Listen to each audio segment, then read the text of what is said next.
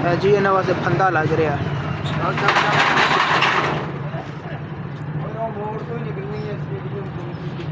वो लड़ते ही है देती हैं बहुत तेजी से थोड़ा बहुत छोटी कार इधर लेके आए इधर यार कितनी आ गया एकदम वो वैसे ही बाहर आ गया